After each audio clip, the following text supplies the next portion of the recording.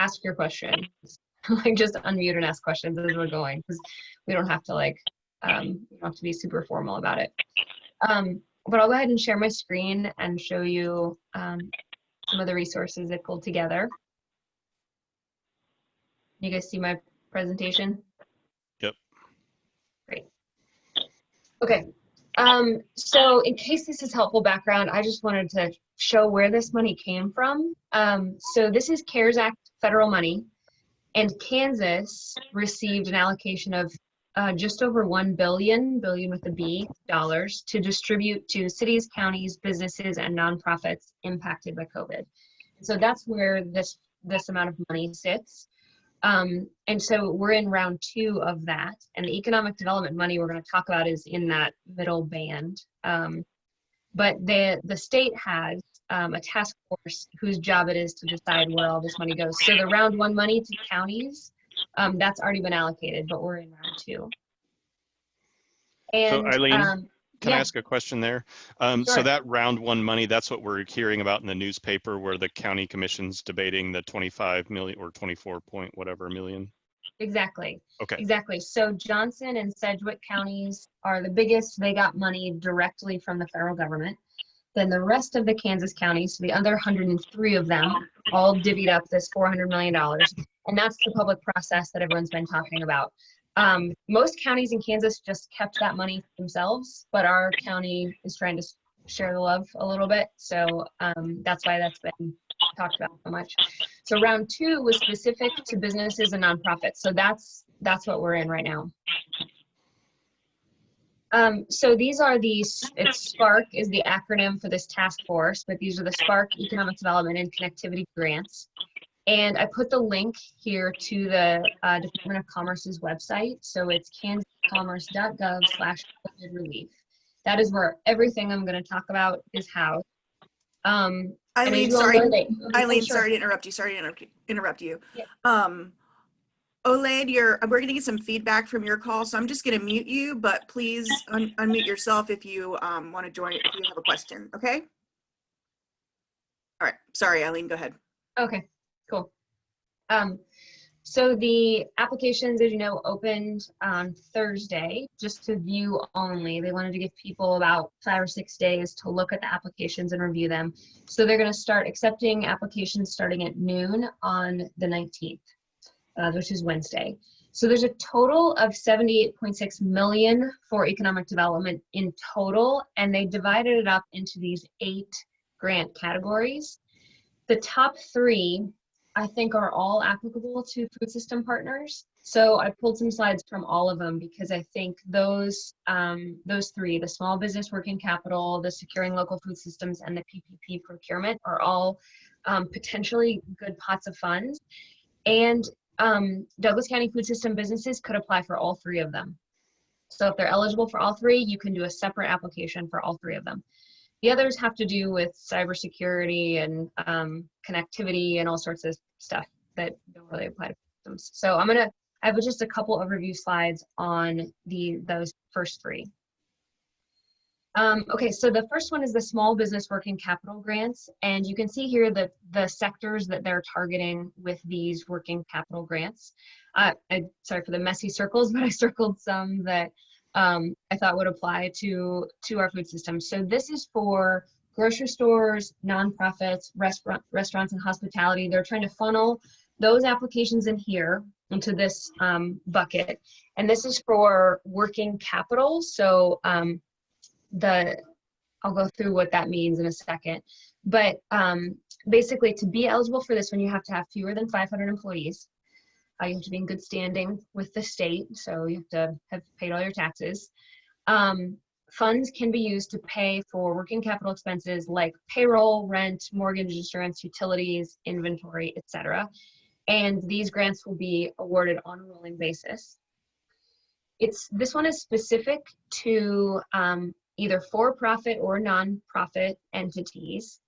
They have to have been in operation since July 1st of last year, because what you have to do is you have to prove a 25% loss in your gross revenues this year, from January 1st, 2020 to June 30, 2020, so those first 2 quarters, you have to be able to show a 25% loss compared to last year. So you have to have been in operation in 2019 to have something to compare to. So it's basically Q1 and Q2 2020, you have to be able to show that you have a 25% loss compared to Q3 and Q4 in 2019. The reason for this is that this money is specifically for those businesses that have been impacted by COVID and have seen a loss, and have to kind of backfill those operating expenses like payroll, like utilities, etc. So these ones are interesting. Do you want questions at the end? Oh, no, I'll take it now. Yeah. Okay, so on that one, that seems like something that I haven't looked at the numbers to make sure they qualify, but the Lawrence Farmers Market probably would qualify for this, except that comparing our sort of overall annual stall fees versus last year, but we collect very few of those in Q3 and Q4, so we're probably not at it. Is there any wiggle room that you see on that, or is that not probably something that'll work? I think you could explain that in the narrative and say, this is when our revenue actually comes. It's right. Q1 and Q2 2019. So every we're going to year. compare. Yeah, exactly. I think that'd be fine. Okay, thank you. Yep. In my interpretation of this one is that this is where our restaurant partners should look, because unfortunately all of our restaurants are going to probably be able to easily show that loss. Maybe not grocery stores and producers as much, but I think this is the one that they want restaurant partners to be applying for, rather than the local food systems one that I'm going to get to in a second. So this one's interesting because when you go through the application and you click on what kind of sector your business is in, the maximum grant award pops up. So it depends on the sector for this one. And they're not guaranteed the full amount of the award. So you can go ahead and apply for $40,000 and maybe they'll fund to 25. But the factors that they'll take into consideration, how many employees you have, what was the extent of your business loss, etc. Again, these are rolling basis until the funds have been depleted. And then you will sign a formal grant agreement with the state before you get the funds. But what they're doing is, this is not a reimbursement grant. This is directly to your bank account. So when you're approved, you're going to give them your ACH for your checking account, and the state will put the money directly in if you're approved. So the next bucket, Tom, did you have a question on that one? Yeah, I was just, do you have any sense of, I mean, it's on a rolling basis, they're not going to approve the full amount, like what are they basing those criteria for their decision upon? No idea. That's a great question. That's a great question. Here's a couple things that I think are pushing that rolling basis. The state has to get this money out by like mid-November. Because this is CARES Act money that is meant to be spent in 2020. And so they're trying to push it out. And then they're trying to leave themselves December to do all the reporting and get everything that the state needs to report to the federal government. So I think this rolling basis is a practical consideration just to get through the money as fast as possible. I don't know, that's a little bit I'm just trying to figure out if I need to get an application on Wednesday or if Friday's okay. So I think next week would be ideal. I think they're going to see a flood of these. I think the small business working capital grants will be, I think they're going to get a ton of them. And I think it's, but this is the biggest pot of funds of the ones that are available. So I would say apply early and often. Okay, the next bucket I think is applicable to most of our food system partners. This is the Securing Local Food Systems Grant. And this one is focused on food processors, meat processors, producers, food banks, grocery stores also can apply for this one. The distinction here is that this is not for the operating expenses, but instead for capacity improvements. And I'll get to that in a second, but it's basically why you could apply for both. So if you're a grocery store, you could actually, and you've seen that 25% loss, you could apply for the small business working capital for your working capital losses. And then you could also apply for this one. if you made any capacity related improvements. Another thing to note, they are very specific here that this is for food for human consumption. So, and they're limiting it again to businesses with fewer than 500 employees. So they are really focused on the direct to consumer local food producer who is growing fruits and vegetables and raising meat that people eat. So none of our commodity producers are going to be in this bucket because they have several other programs that are tailored to them. So this is for capacity related improvements that you made in your farm or your business or your food bank from March 1st, 2020 to December 15, 2020. So they gave a couple examples. One is if a grocery store had to rent additional refrigeration in April to expand its capacity because there was just a ton of demand. And so they bought or rented additional refrigeration. Or a direct-to-consumer vegetable grower wanted to expand their greenhouse capacity this coming September. So it can be past, like in April, you had to do something to scramble, or now that you found this new market, now that you've cultivated new buyers and you want to do something this fall to build up your business to get stronger, you can do that too. So I think that's really exciting that they were both looking back at what impacts COVID had, but maybe how has this changed your business going forward, and how do you want to build your capacity? The range is $2,500 to $100,000, and award amounts will be determined by applicant size and scope of project. So some eligibility requirements on this one. A direct-to-consumer producer, grower, or vendor who employs fewer than 20 FTEs per location. So most of our small growers will definitely fit into that. The federally and state inspected processors, that's primarily directed at the meat processors, as many of them had to add additional hours, bring on additional people, more equipment, et cetera, to cope. Again, also the state inspected and the custom only slaughterhouses, there's some opportunity for them to recuperate costs for the changes they had to make.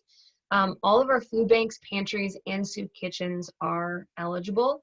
And one thing to note, I talked to Liz Keever at Just Food, and because of the federal money they've already gotten through the county and from other sources, they're above the cap. The cap for this program is if you've already gotten $350,000 from the federal government, you can't apply for more through this program. So Just Food won't be able to apply, but their partner pantries could. So that's an opportunity for us to reach out to those pantries. Registered farmers markets are eligible, and even if they intend to register, so if it's a new one and they are going to register later this year, they can do it. And then retail outlets like grocery stores and local distribution channels, and then they have to be a for-profit or a nonprofit owned and operated in Kansas. So what those can be used for, so these are all the eligible expenses. So any capital improvements to expand capacity, and this is actually a checkbox on the application. So capital improvements to expand capacity could be a loading dock, could be irrigation, a greenhouse, things like that, things you invested in for your farm. If you rented additional buildings or facilities or equipment to expand your capacity or to facilitate social distancing. So if you added a packing line, if you had to rent additional space to store produce, any of that could count.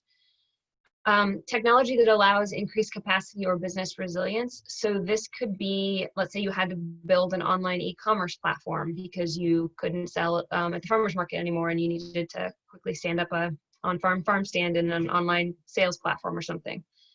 If you had to reconfigure your facility to meet social distancing guidelines, so grocery stores, if they put up those sneeze guard things, if you had to move things around to make space between your checkouts, all of that would count. Any of the costs associated with sanitation, employer-provided COVID-19 testing, or increased inspections. So this is for the meat processors. A lot of them had to get more inspections because they were working more hours, and that meant that KDA had to come more often. So they can recoup those costs. Payroll and hazard pay for, and this one is written kind of awkwardly. They were pretty clear that it was for hazard pay So if you paid people extra to come to work during the pandemic and you're one of these food system businesses, you could apply for that. Livestock intake and storage equipment, packaging and handling equipment, more processing or manufacturing equipment. If you had to upgrade your utilities to accommodate that bigger equipment or that cooler, that could all count. Any equipment you had to add into your warehouse, water treatment. I was thinking about shelving for that warehouse equipment. If any of our food banks or pantries had to invest in additional shelving, things like that. Other business adaptation and diversification activities. If you switched to boxes, like if you used to sell straight off your table at the farmer's market, and now you started boxing up your stuff and delivering it, I think the boxes could count.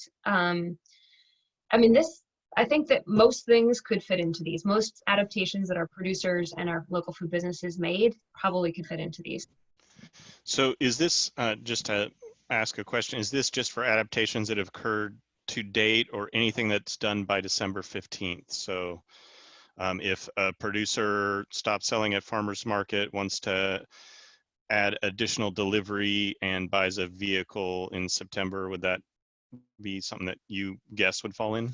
I think so, because I think because the time frame is that March to December. So if you're increasing your capacity, that's when this one's about. They're specific. They don't say vehicles anywhere, and that's one thing that caught my eye. So I don't know how that would be treated, but I think it's going to be a common ask because our pantries all started delivering differently. A lot of our producers are going to want Right. reefer trucks. And so I could reach out and ask that one specifically because I think it's going to be a common question we get. Yeah, I know I've got at least two, so I would appreciate Okay, that. I'll do it. I'll follow up. Oh, my PowerPoint froze. That's not good. Hold on just one sec. There we go. Okay, so the next one is pretty short and sweet. This is the PPE, so personal protective equipment grants. These are for businesses and specific to their COVID-19 response. So this is if you bought your employees masks, if you had to redesign your workplace to make it safer for your employees, if you had to move desks and get them new equipment, if you had to add signage around your grocery store or on your farm about best practices, if you bought everybody laptops because they had to work from home. Those are the kind of things that would fit in this bucket if you were trying to make it safer for your employees to return to work. So again, a for-profit or nonprofit with fewer than 500 employees, again, must have been in operation since July 1, 2019, in good standing with the Kansas Secretary of State. And then this one's based on your company's full-time employment, so you could get $100 per FTE for anything you spent on them. So probably for most of our folks, this may end up only being a couple hundred or a few $1,000s, but it could be really helpful. So this one is a simpler application because it's pretty small, but it's a way to kind of recapture some of those costs for some of the things you had to do to adapt your business and protect your employees. Okay, so just one more thing I wanted to reiterate. This is the last slide. So yes, you can apply for more than one. Just fill out an application for each one that you're eligible for. So you do have to apply to each one individually. The funds are going to be allocated quickly, so I would definitely say apply soon. And then again, they're reviewed on a rolling basis. I think they're going to try to turn around decisions really quickly. And then again, per the CARES Act guidelines, awarded funds have to be expended by December 30, 2020. So I wouldn't do anything that you have already. If you already paid for it, yes, try to get reimbursed for that. Or if you have immediate plans like September and October to do something, but I wouldn't, especially if you're trying to like move your building or do something that would require zoning approvals and could run you up against that deadline. I wouldn't get too close to that deadline because that could be a challenge.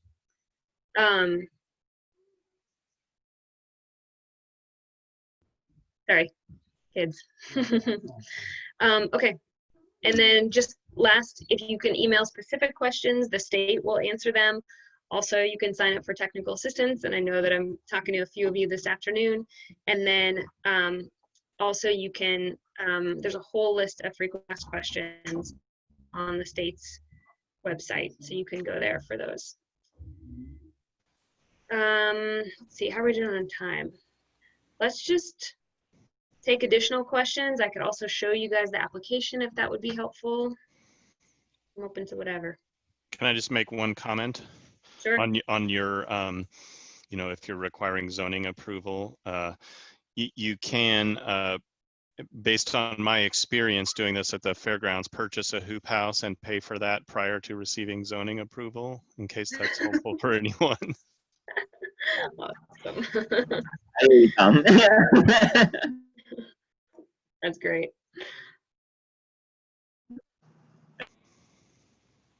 Awesome. So Pante, you said you've looked at the application. Thank you. So Kind Pante, of you've been looked through at it. that. You've been through it. Okay. Yeah, I'm gonna need to, like Tom said, crunch numbers and see if I'm within that 25%. But I know things are definitely down from this time last year, and I've got it maybe quarterly, but I need to figure out what it is for half the year, right? Compared to what was it again? So it's half the year. Yeah. So let me find that. There we go. There we go. Yeah. So, and that one, because farm businesses are so different, you might be able to explain that in the narrative and just pick a 6-month chunk of time this year, that January 1 to June 30. And if that's comparable to last year, like in terms of how your revenue flows, I think you could explain that in the narrative that it makes a whole lot more sense just because of, like you said, the nature of it. Because I mean, I can have storage crops that can sell for a really long time in the fall into the winter even, and so I've got more like volume of things to sell versus that first part of the year where it's like greens and things that go, you know, like so I think I'll ask that question because I think lots of people are going to have it. But I think it would make sense for that to be explained in the narrative. Mm-hmm.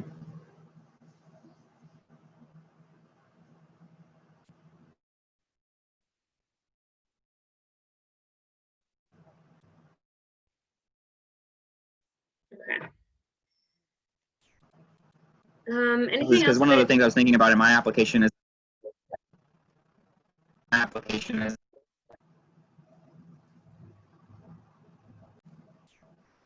Were you saying something? No, you were kind of cutting out a little bit.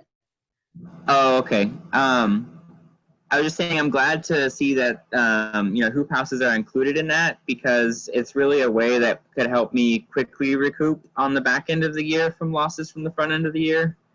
I have systems in place now, but I mean, this year I was hoping to save money to you know, make them more robust. So this is kind of like, you know, getting hit at the beginning of the year and then not having money now to really do it.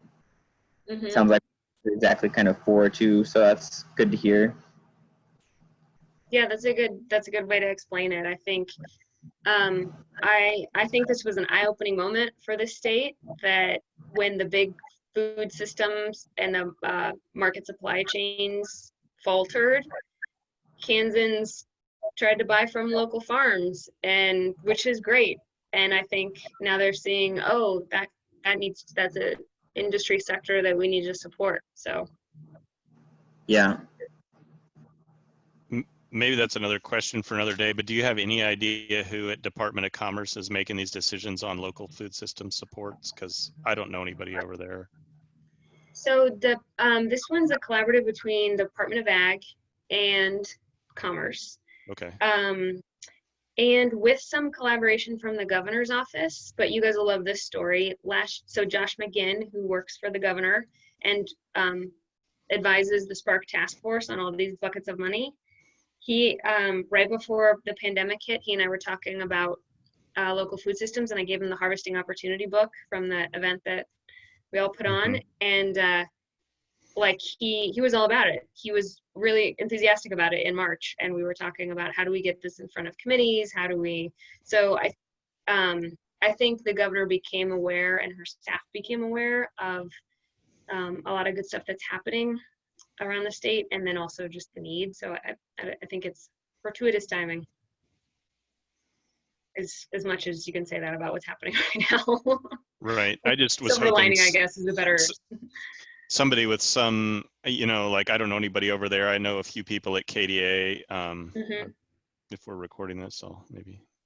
But I was just hoping people with some good ideas were the people making decisions on what's important for local food systems in Kansas. And it's who I've been talking to and who gave the webinar was Kelsey Olson, and she's a deputy over at KDA.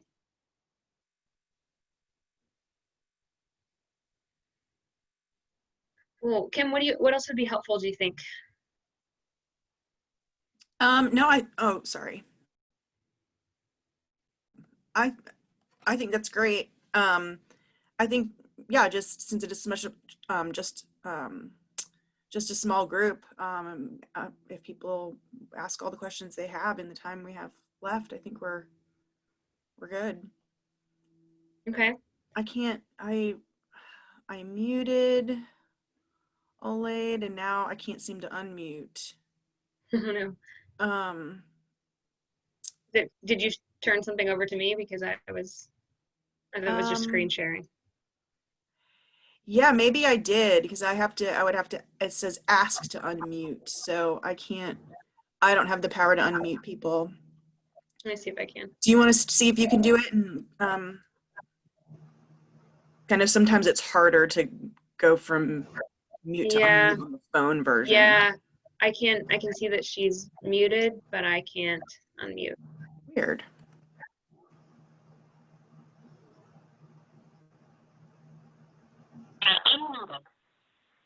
Hello? There we go. Hi.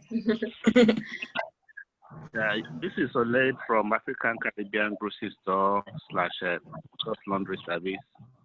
I will need to find out if I can get somebody to help us file the application. That is number one.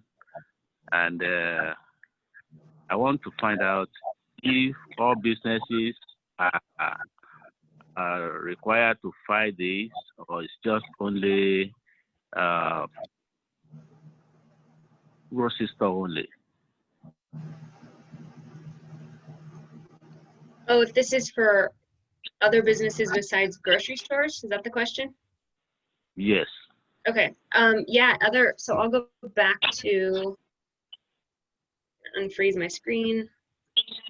So I'll read these categories if you're participating by phone, but those small business working capital grants can be used for anybody in arts and entertainment venues, business professional services, communications and marketing, educational services, finance and banking, grocery stores, healthcare and medical, logistics and distribution, manufacturing, nonprofits, any personal services businesses, restaurant and hospitality, retail, and other. I mean, I think this is pretty much any small business that had a 25% loss can apply for these working capital grants.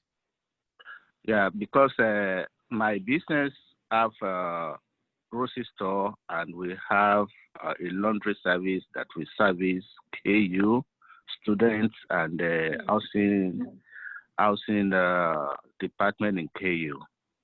And since all these viruses happen, the laundry business has already go down where because KU is no longer in section and we cannot get any business out of it, so we have a loss on that.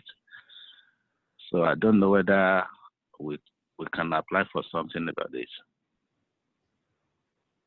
Yes, I think it would fit in the personal services category or retail. I mean, yes, I think so. My interpretation is that you could apply for both sides of your business.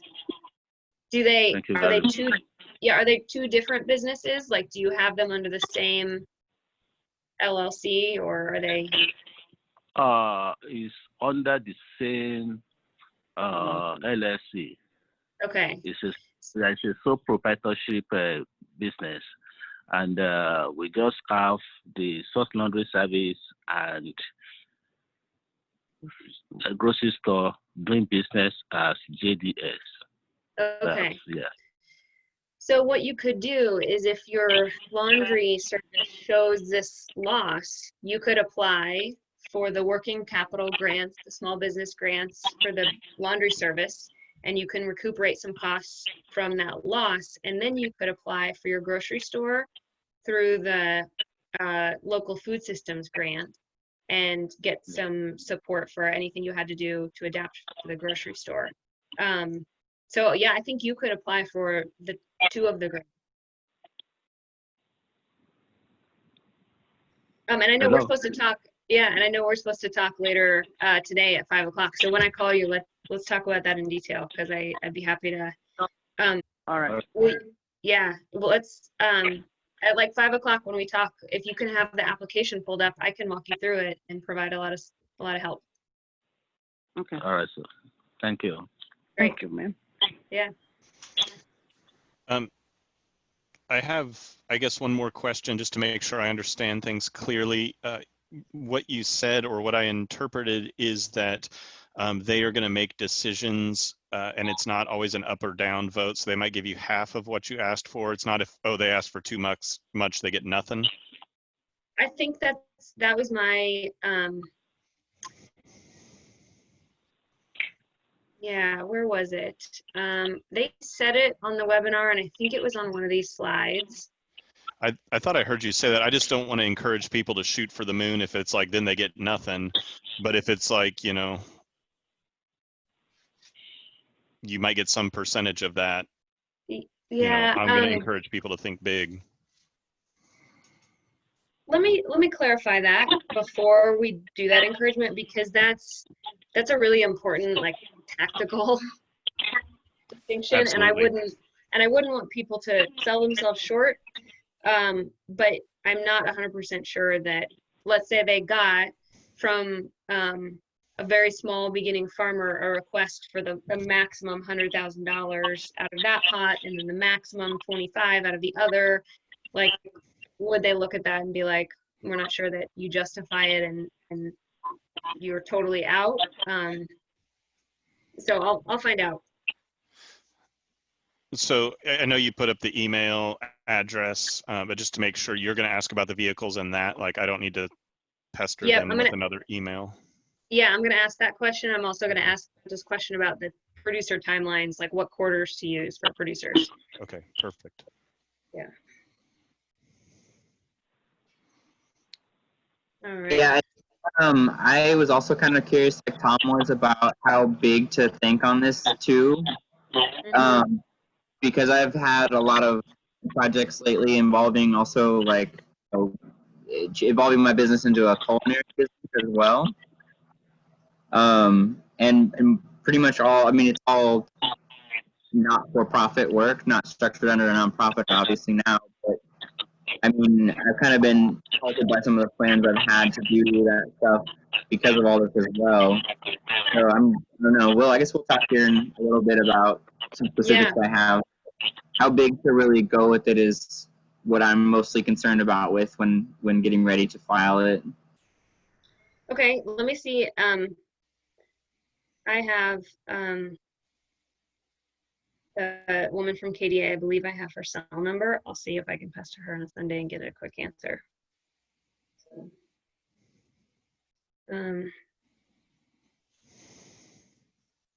perfect. Yeah, I'll reach out to her as soon as we're off this call. And then Panta, I'll call you at 4 and Olade, I'll call you at 5. That works? Sounds good to me. All right.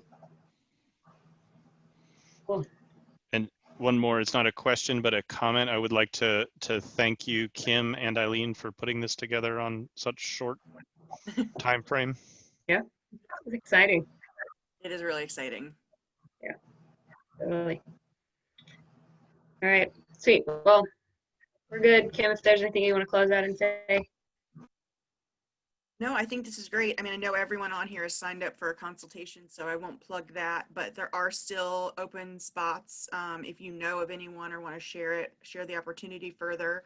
We have some more capacity with Eileen coming up this week, so let's get all those spots filled up. I want all the $9 million available to come to Douglas County.